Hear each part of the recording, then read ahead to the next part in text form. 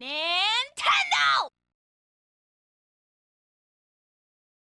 Hey everyone, welcome back with Bino Mac, where today we're going to continue our Star Fox Assault playthrough on the Nintendo GameCube. Let's go wild.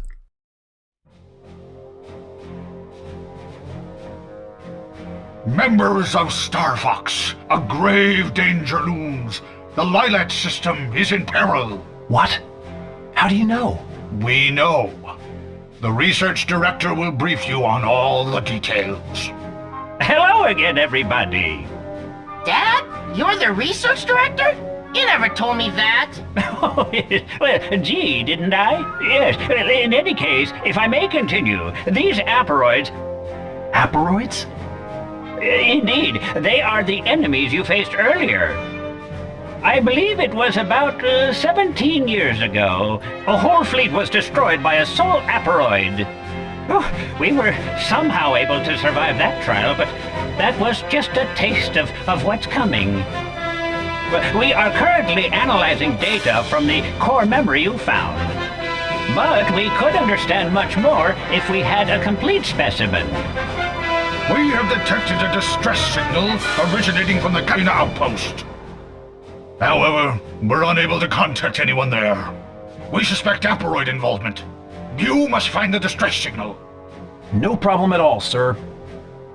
I'll head to the surface immediately. That signal shouldn't be too hard to find. By yourself? It's too dangerous. I'm going too. No, I want you guys in our wings, covering me from above. I'm counting on you. Let's do this!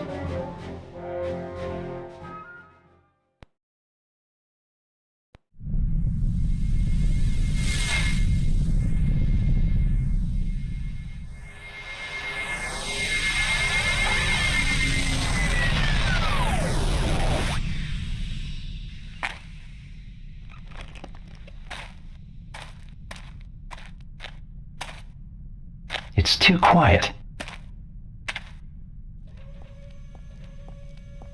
Something's wrong here.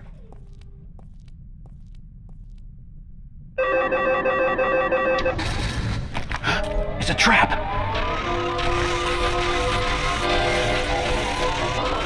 It's the Aparoids after all. Alright, so here we go. We're going to continue with our mission 2. And, obviously, last video, if you didn't check it out, obviously we finished off the remains of Andross's army, led by Andrew Oinkeny. His nephew, the Aparoids, one of them took out Andrew Oinkeny for us. We took out the android that took out him, or the Aparoid, I mean. And now we have found, a bunch more due to the core that they need. And we're trying to get another core of an Aparoid here in this mission. But this is our first on foot section. I always thought this base was like a really cool base in my opinion. And it's a pretty nice simple level to really get you to be able to learn to play this game. I remember as a kid actually, I always just thought this game was actually really tough. This playthrough is going to be the first time I actually fully played through Star Fox Assault. I've gotten probably just a little bit over halfway. So But it's definitely a little bit easier than I remember, but this is also like the easiest difficulty as well. Whew, there's no end to these things. Peppy, send me a landmaster, will you? On its way. What's the situation? Well, I got my hands full, but what else is new? Done. Here's your landmaster. Let me know if you get lonely and I'll drop by. Nah, all I need is a landmaster. Transmission complete. It's all yours, Fox. Great. Good to see the transmission system's targeting is as sterling as ever. I really like Star Fox's voice in this. Really sounds like a real down-to-earth kind of guy. The everyman or whatever. I don't think the story is perfect, not by any means, but I do think that they did a pretty decent job for what they had. And obviously now we got the Landmaster, and this is kind of the tank essentially. It's just one of 3 ways to play the game. And, you know, of course, every level we gotta protect our guys here. Krystal. Who's all there. But, you know, we gotta try and save her. The targeting is not the best, in my opinion, but, I mean, I'm also just not a shooters guy, so that could be the issue. I might have to actually get on foot and handle this. So they're all over the place. But at least on the easy difficulty, I mean, I actually have some time to try and save these people. There we go. I think I got it. Yeah. I thought I was done for. Thanks. But yeah, I mean, I kind of like all the voice actors in this game. Slippy is just annoying, but I think that's kind of it's supposed to be his character a little bit. I think this is probably my favorite Falco voice. You know, I really liked Fox's voice, Krystal's. I don't really think there's a bad voice actor in this game, to be honest. I don't think any of them, I could be wrong, I haven't done my research, I don't think any of them are notable in the industry in that way, but I think they all, like, you know, they really bring a lot of these characters to life, in my opinion, in a very entertaining way. But I mean, I'm sure there's a lot of Star Fox 64, you know, purists are like, nah, these guys sound like jerks, and, you know, they're used to Peppy having that voice, oh, barrel roll, you know, type deal, which I understand. Like I said, I mean, you know, the 64 is the game is obviously the most popular that people loved and whatnot, and, you know, obviously this game didn't do the best, but you know, I do love a lot of what they did in this game. Only a few targets left. Keep it up. But who knows? Maybe as I get go through the game and through the story a little bit more, I'm gonna have a more cynical kind of viewpoint of this game.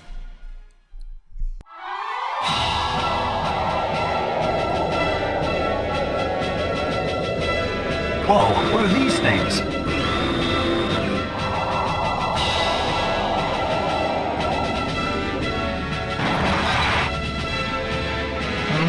This looks bad. Our scans show those things can spawn more Aparoids.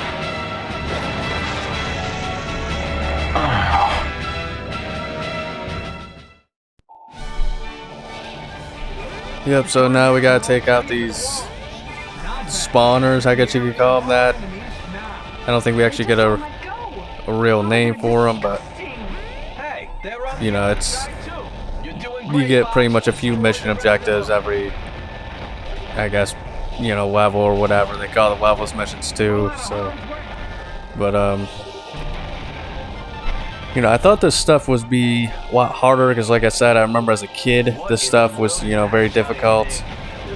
But, I mean, as you can see, I'm not perfect now, and I'm kind of able to kind of power through this stuff, so it does seem like a somewhat easier game than what I remember. Yeah, here's the iconic Slippy getting his, you know, butt hounded. I think Slippy's usually the one people always associate with getting, you know, cornered and not being able to defend himself and whatnot. I think he's more the tech guy or whatever. I'm getting my butt whooped.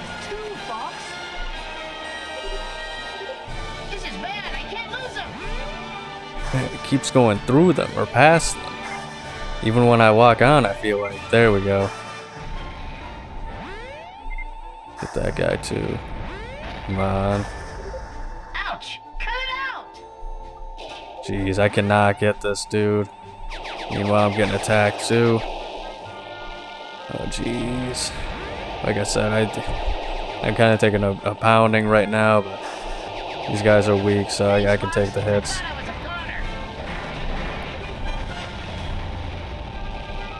But yeah, I think if Star Fox, I said this last video, I think if Star Fox was more story driven, oh jeez, that's not good.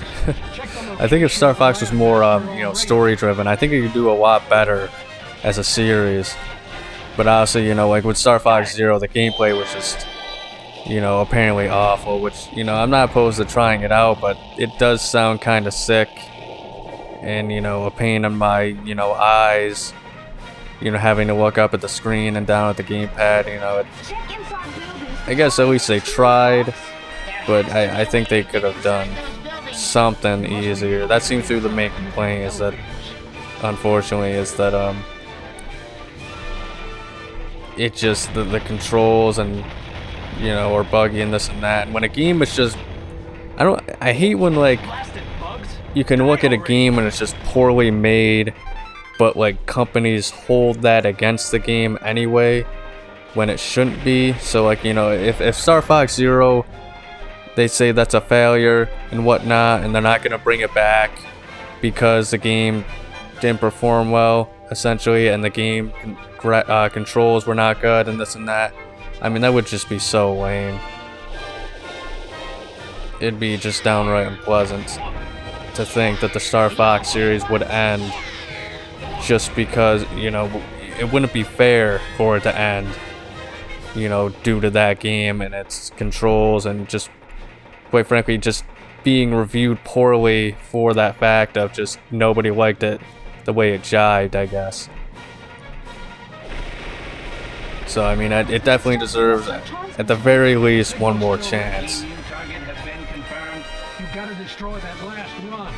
And I think if they do go into that, you know, that story-driven route, I think that there's a chance, you know, it could make, maybe not a comeback. Like I said, I personally don't see the series ever truly making a comeback to the heights that it once reached, you know, way back in the day, well over 20 years ago at this point. But I still think that there is some merit and some worth to these games, you know, because that's kind of what I really like about this game. It's just kind of the story. You see a lot of interaction between, well, not a lot of it, but the interaction you see with Krystal and Fox, I think, is entertaining, even though well, I'm not going to spoil anything, but, you know, I think the new characters they introduced are very entertaining, as we'll see later on. Jeez, even the rocket launcher shot didn't take that guy down. But, you know, Falco, I think, is very entertaining. I think if we just had more of that, you know, I think that would help the game a little bit too. And obviously, like I said, I'm not really a shooter guy.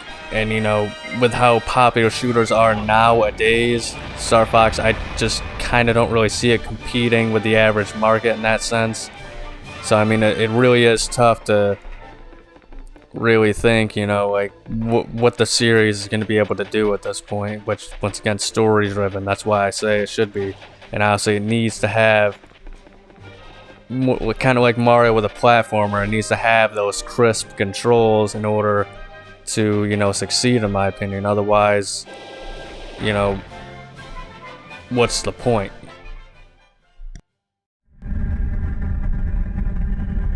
I got a bad feeling about this.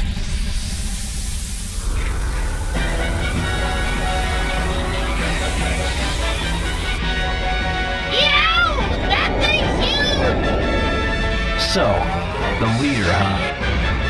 That thing is giant and ugly. Wait, that thing has a core memory. You heard the lady, Fox. We gotta get that core memory.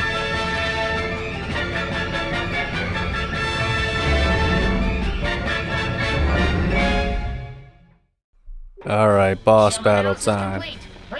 Now we just gotta get the core memory, but I think I'm gonna need the landmass for this one.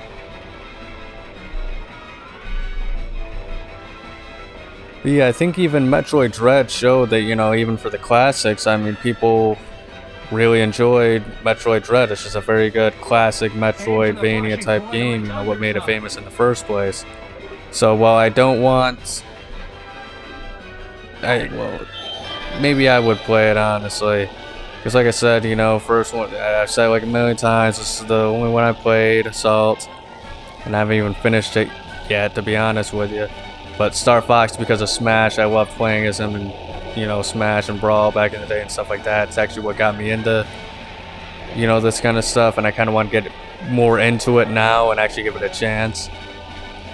But, geez, I'm having a time here. But, it's kind of one of those things where I feel like, you know, they got to kind of recapture the actual roots before they kind of move on too, while giving us new stuff. And you know, I think the big thing is you know, we've got to kind of, you know, be able, geez, I don't even know what I'm trying to say here. Just we got to be able to do something new at the same time, because it sounds like, you know, Star Fox Zero was a rework of, you know, the original Star Fox 64 story and whatnot, and all that kind of stuff. So I mean, I think we need something new that continues the story. And I think technically with Command, I think there was one Star Fox game that had like a whole bunch of different endings. So they kind of finished, I guess you could say, the original timeline. So I get why they rebooted it. But we'll just have to see where it goes. But that's the end of this video. Remember, have a nice day. Fox, get that core memory. Okay, that must be it.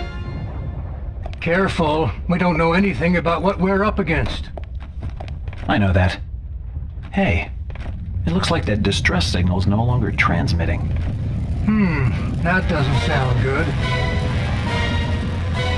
Hey, thanks for helping me out. Pigma!